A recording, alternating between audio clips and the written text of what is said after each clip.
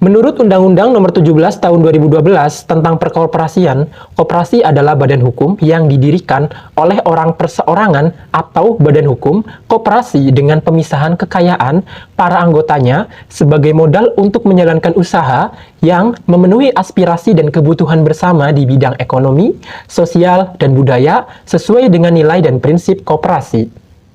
Jenis-jenis koperasi menurut pasal 16 Undang-Undang Nomor 25 Tahun 1992, berdasarkan jenis komoditinya, itu ada 5 jenis koperasi. Yang pertama, koperasi pertanian.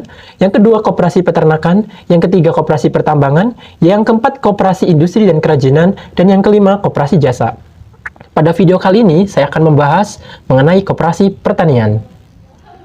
Perkenalkan, nama saya Diki Mustafa, dengan NIREM 0301220555.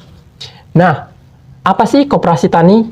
Koptan atau koperasi tani adalah salah satu bentuk kerjasama dalam kelompok tani yang bersifat kekeluargaan. Koperasi sendiri berasal dari kata co dan cooperation, di mana co memiliki arti bersama-sama dan operation berarti bekerja. Kemudian, pada hakikatnya, koperasi tani merupakan organisasi ekonomi petani yang berwatak sosial, beranggotakan orang atau badan hukum yang berdasarkan asas kekeluargaan, di mana koperasi tani merupakan sesuai dengan semangat jiwa gotong royong bangsa Indonesia. Kemudian karakteristik utama dari koperasi yang membedakannya dengan badan usaha lain adalah anggota koperasi memiliki identitas ganda, the dual identity of the member, yaitu anggota sebagai pemilik dan sekaligus pengguna jasa koperasi, user-owned oriented firm. Badan usaha koperasi merupakan badan usaha yang didirikan, dimodali, dibiayai, diatur, dan diawasi serta dimanfaatkan sendiri oleh anggota. Modal koperasi merupakan simpanan pokok dan simpanan wajib, dan simpanan sukarela, cadangan, dan hibah. Tujuan koperasi itu memajukan kesejahteraan anggotanya, pada khususnya dan masyarakat pada umumnya, serta membangun tatanan perekonomian nasional dalam rangka mewujudkan masyarakat yang maju, adil, dan makmur berlandaskan Pancasila dan Undang-Undang Dasar 1945. Kemudian ada peran koperasi tani dalam membangun perekonomian. Itu yang pertama, meningkatkan pendapatan anggota, menciptakan lapangan pekerjaan, meningkatkan taraf hidup, mempersatukan dan mengembangkan daya usaha, menyelenggarakan kehidupan ekonomi.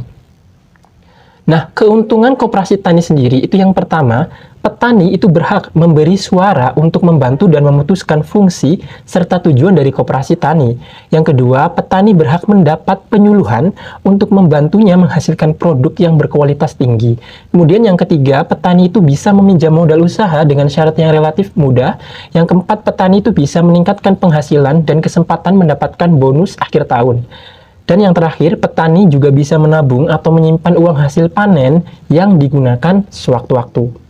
Nah, contoh koperasi tani itu ada di Kabupaten Brebes, yaitu Koperasi Gaboktan Tani Sehat Kedung Bokor di Kecamatan Larangan, Kabupaten Brebes, Provinsi Jawa Tengah, yang sudah berbadan hukum sejak tahun 2010.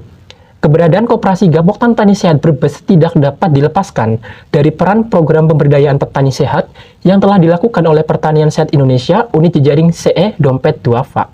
Program pemberdayaan petani sehat untuk klaster Brebes produk bawang merah diawali pada tahun 2007 melalui proses survei kelayakan wilayah SKW, sosialisasi program, dan pembentukan kelompok serta pendampingan petani.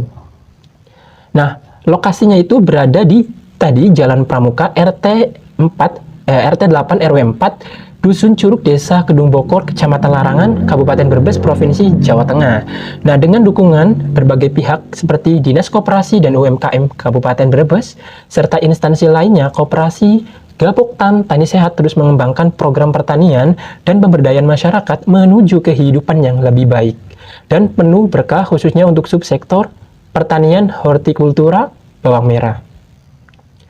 Nah, di sini jumlah anggotanya sendiri itu ada 236 petani dengan mengelola dana itu sebesar Rp434.199.000. Fokus kegiatannya itu yang pertama, perdagangan saprotan seperti pupuk benih, kemudian ada produksi dan penjualan pupuk organik, jasa pelayanan pembayaran listrik online, pengembangan unit jasa keuangan syariah basis pertanian, dan ada potensi pengembangan kerjasama dari koperasi.